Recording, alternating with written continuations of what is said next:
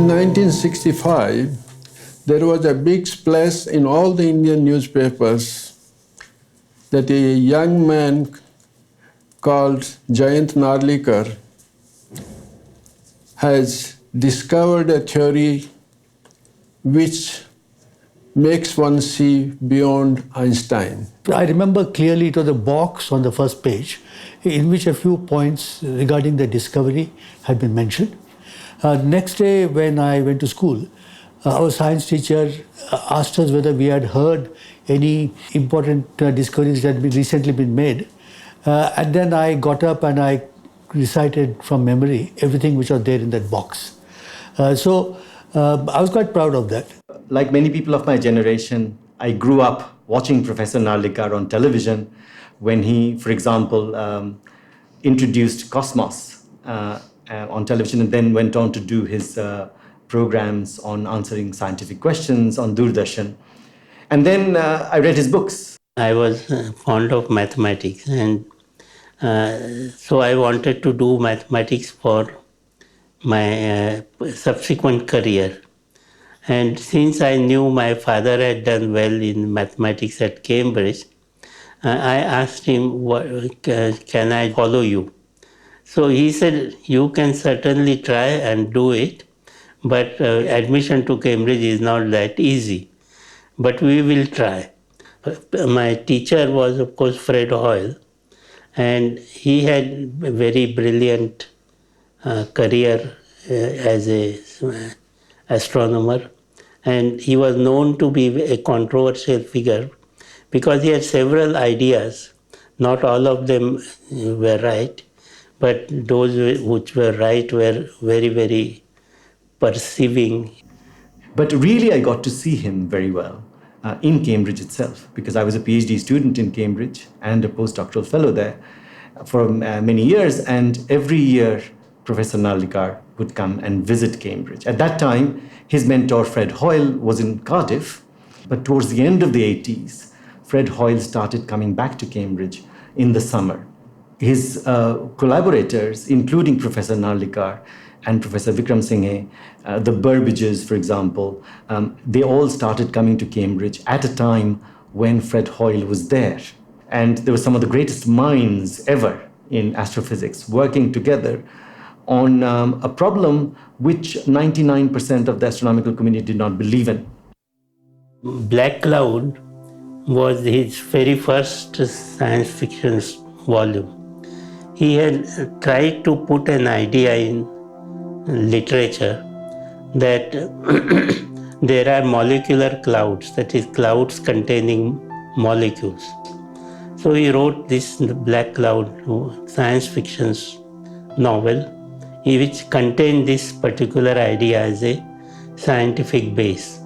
It was the Black Cloud book that gave me the idea of writing something. मराठीत जर बघायला गेलं तर विज्ञानावरचं साहित्य की विज्ञान समजावून सांगणं या सगळ्याचा कंपॅरेटिव्हली खूपच अभाव दिसतो. आणि जयंत नारळीकरांनी मात्र त्यात खरंच खूप मोलाची भर घातली आहे. त्यांचं फिक्शन आणि नॉन फिक्शन हे दोन्ही प्रकारातलं साहित्य विपुल त्यांनी आतापर्यंत लिहिलेलं आहे.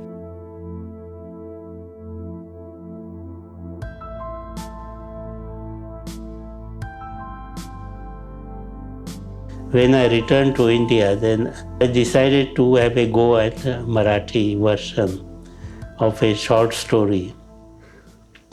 Reason being that the Marathi Vigyan Parishad had invited articles by anybody to describe some scientific idea in a science fiction form.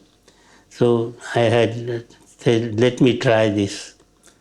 So when I sent this article, this story, I had to make sure that they would not recognize me from the handwriting or my style of writing or something. Because they would be knowing me as a colleague in some way. So I asked my wife to write the story in her handwriting.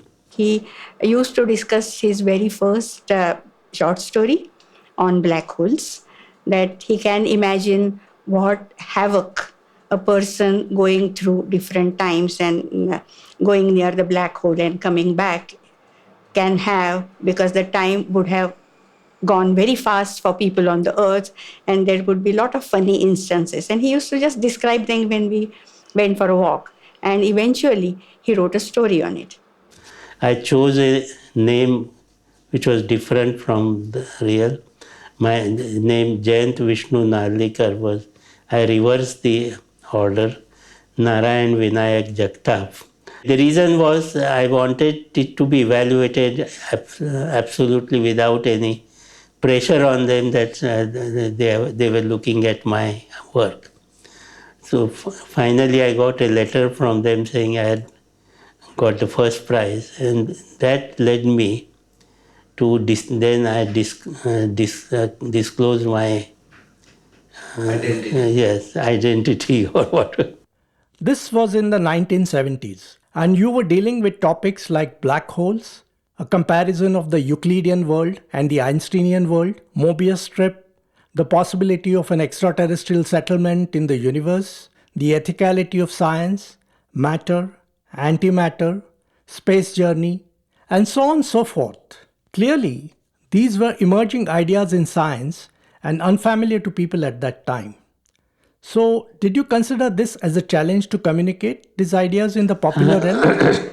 Yes, I felt that these ideas were so fantastic that they will serve the purpose of attracting the reader to the subject. Although you don't write in mathematical form or technical form, the mere description, the way, of course, how you present it is the important thing. So science fiction, using that kind of science, I felt it will be popular at a certain level. And the response I got was suggesting that I had guessed right. Philosophers were all the time interested in finding out this question, what is the nature of reality? And it is the same question which scientists are also concerned with.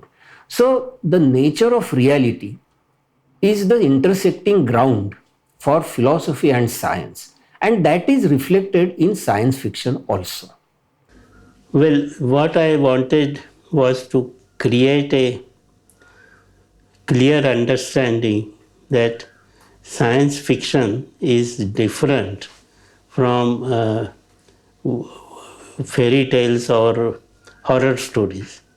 The reason being that there is certain amount of rationalism which one is trying to convey when one is writing science fiction.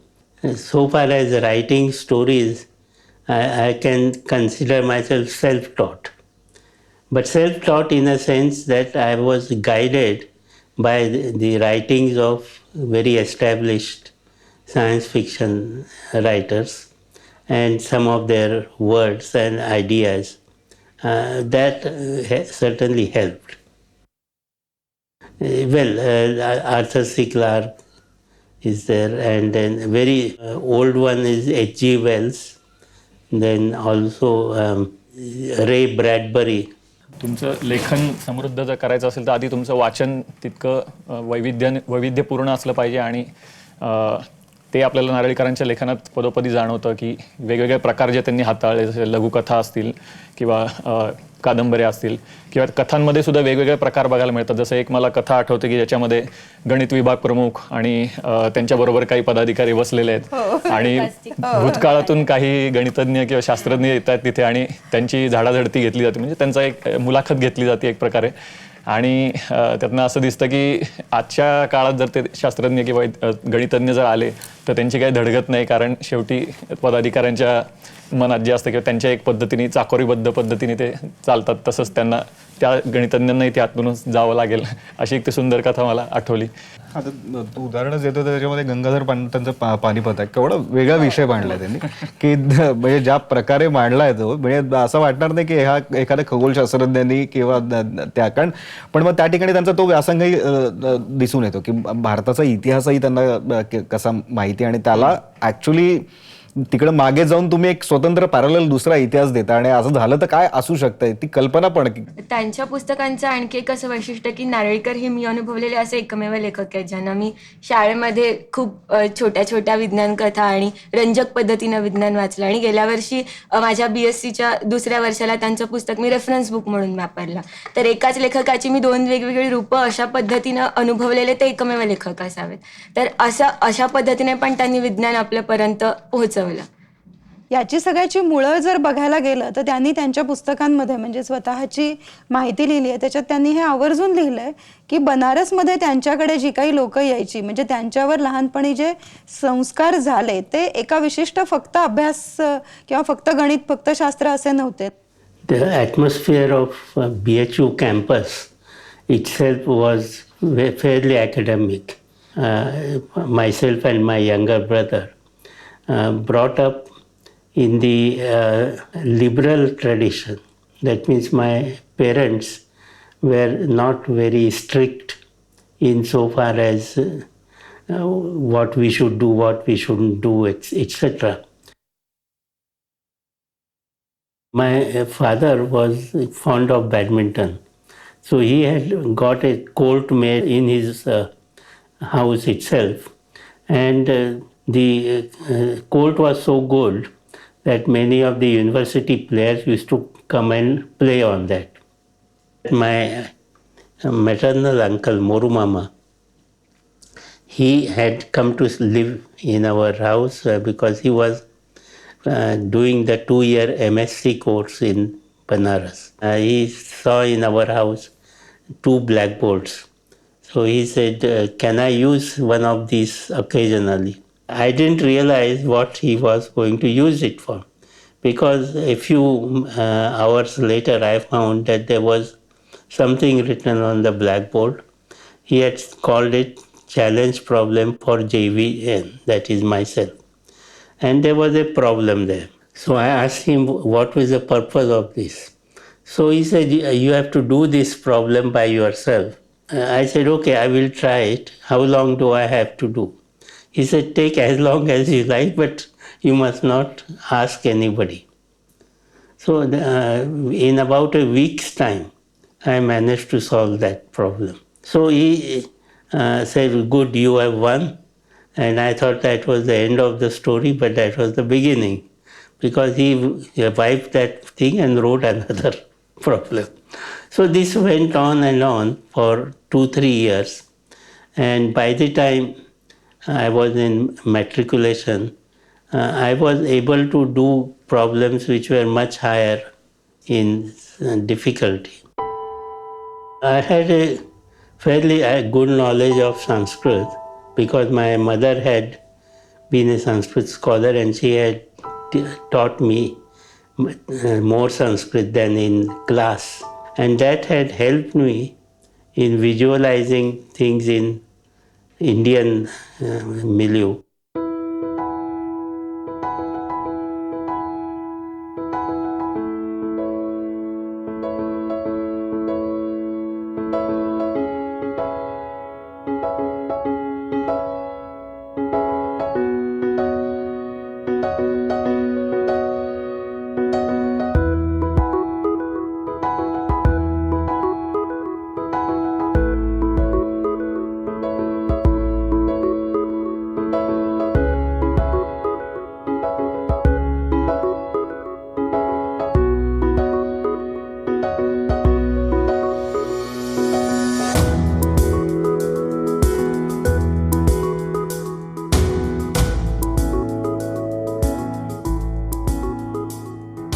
Now, E.M. Forster was Fellow of King's because he was earlier student at King's. He was very keen to have me as this neighbor. He would be interested in knowing what was going on in astronomy and cosmology, which was my field. And he was very shy, so he wouldn't talk much. But whatever he said, it would be very to the point and observant. It was that summer, which was the summer of 1990, when they celebrated Professor Fred Hoyle's 75th birthday in Cambridge. And I remember that this 75th birthday celebration was held with pictures being taken with Professor Fred Hoyle standing next to his statue and everybody around. That particular incident sticks in my mind because almost all the famous students who were still alive at that time in 1990 of Professor Fred Hoyle were there, including Professor Narlikar. We had just had a cake and the speeches had started. One of the things that Professor Hoyle said sticks in my mind. If you remember, there's a very famous quote by Isaac Newton, which says that if I've achieved anything in life, it is because I have stood on the shoulders of giants. And in this particular case, when Professor Hoyle was asked to make his 75th birthday speech, he looked around and said that if I've achieved anything in life, it is because I had the privilege of standing on the shoulder of a giant. And I love that pun. I was, of course, fond of reading, so various forms of literature. So in English, my favorites were P.G. Wodehouse and W.W. Jacobs, who wrote stories about sailors. These were humorous writers. Then I liked Arthur Conan Doyle, Sherlock Holmes, my favorite. I have in fact copied, inverted comma, not real copy, it was my own, but intended to be seen as a copy. And it fooled one person who was criticizing my work, and he said that Narlikar had copied Conan Doyle, but actually that story is completely different. It uses special relativity which Conan Doyle could never have. So the idea that I was copying was a good certificate for me. की सुरुवातीच्या सगळ्या ज्या कथा होत्या त्या विज्ञान कथा जरी असतील म्हणजे ज्यूल्स फनच्या आधीच्या तरी त्या फार कपोलकल्पित होत्या आणि त्याच्यावर त्यांनी नारळीकरांनी असा मुद्दा मांडला आणि तो त्यांच्या कथांमधून पण दिसतो की विज्ञान कथा मनोरंजक आणि विज्ञानाच्या दृष्टीने उद्बोधक असावी. सध्या माहीत असलेल्या विज्ञानावर किंवा त्यात स्वतःच्या कल्पनाशक्तीने भर घालून उद्याच्या विज्ञानाचे चित्र रेखाटण्याचा त्यात प्रयत्न असावा. आणि आपल्या धूमकेतू या कथेबद्दल पण नारळीकरांनी हेच म्हणलंय की त्यांनी ती कथा लिहिली आणि मग त्याच्यानंतर ते संशोधन प्रत्यक्षात आलं.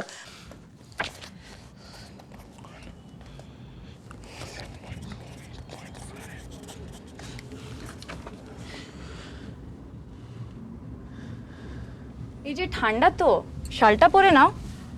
আরে তুমি যাও, আমার কিছু হবে না। কি করে যে রাতের পর রাত একই আকাশ দেখো তুমি আমি জানি না। প্রত্যেক দিন আকাশটা আলাদা, এটা তোমাকে আর কি করে বোঝাবো। আর একদিন আমি যখন একটা নতুন ধূমকেতু খুঁজে পাবো তখন দেখবে সারা জগতে আমার নাম ডাক হবে।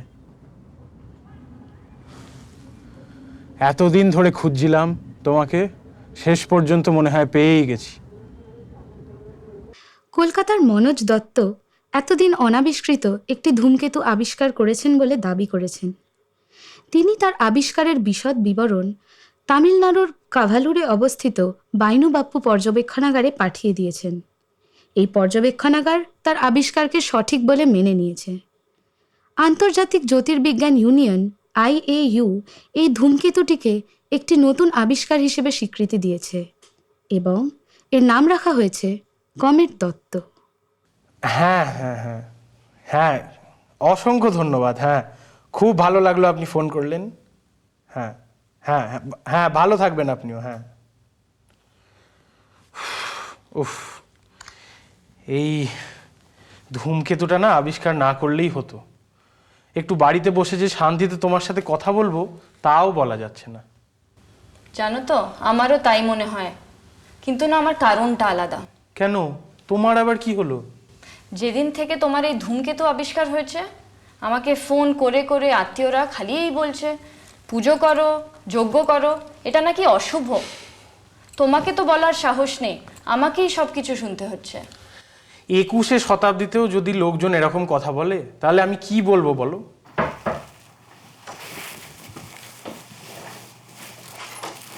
Welcome, gentlemen. Thanks for coming for this meeting, though it was at a very short notice. The main agenda for this meeting is regarding the paper which you had sent for publication with regard to the comet Dutt. And in that paper, you have predicted that there is going to be a collision of this comet Dutt with the Earth. And this prediction is worrisome to all of us.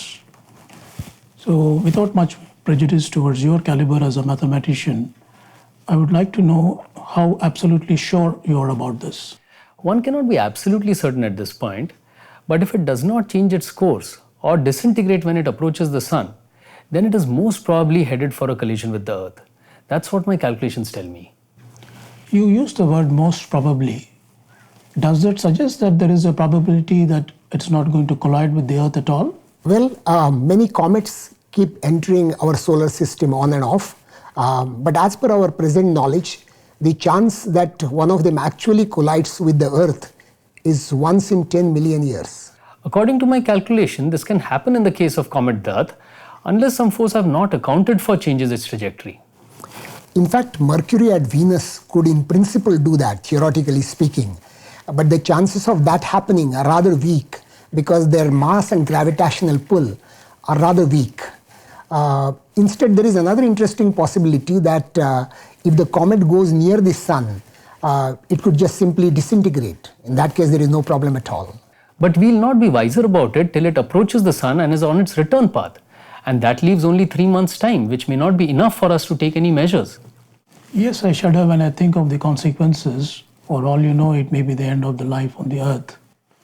But even if this collision were to happen, it will happen 10 months from now. And we do have sufficient time to take proactive measures. Comet Dutta পৃথিবীর খুব কাছে চলে এসেছে। মাত্র 50,000 kilometre দূরে তাকে দেখা যাচ্ছে। এত সুন্দর ধূমকেতু এর আগে আর কখনো দেখা যায়নি। His contribution to every stage of education, it is absolutely remarkable. Not only has he written some of the most remarkable textbooks in astronomy and astrophysics, inspiring generations and also helping people in their studies. A couple of examples being his textbooks on cosmology and relativity, also the light-hearted books on stories in science and gravitation, things like that. They're absolutely fantastic. त्यानंतर डॉक्टरांचा दुसरा तेवढाच महत्त्वाचा ग्रंथ तो म्हणजे आकाशाशी जडले नाते.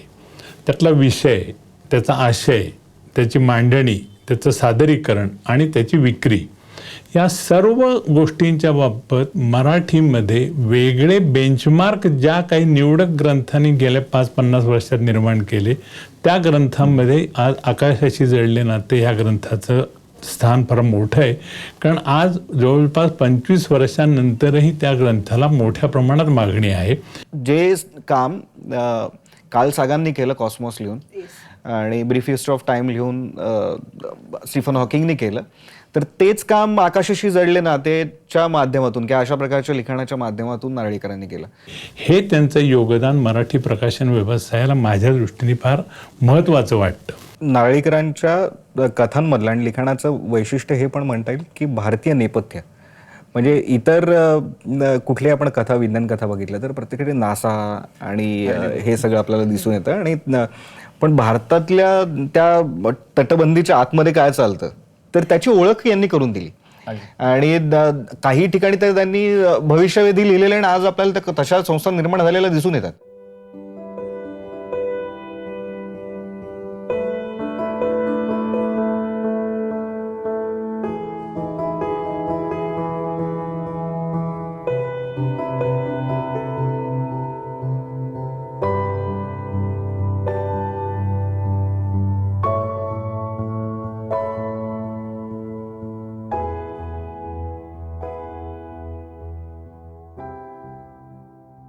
Documentation 4 नगरातले माझं विश्व म्हणजे खरंच अफाट आहे. म्हणजे अर्थात साहित्य अकादमीचा त्याला पुरस्कार मिळाला एवढंच एक कारण नाही, पण याच्यामध्ये तो अख्खा इतिहास म्हणजे एका क्षेत्राचा आणि एका शास्त्रज्ञाचा अख्खा एक प्रवास आपल्याला तो दिसून येतो आणि हे डॉक्युमेंटेशन पुढच्या अनेक पिढ्यांसाठी मार्गदर्शक असेल.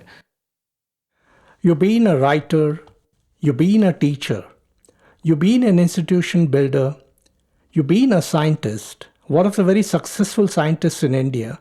For when we were starved of personalities, you became a very big name, being awarded Padma Bhushan at the age of 26. You have done so much in a very rich life. How would you like to be remembered?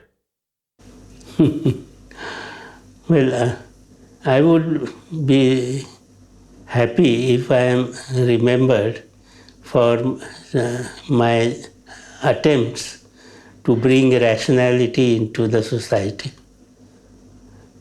Whether I succeeded, I don't think so. But I tried. And this is what people should remember about me.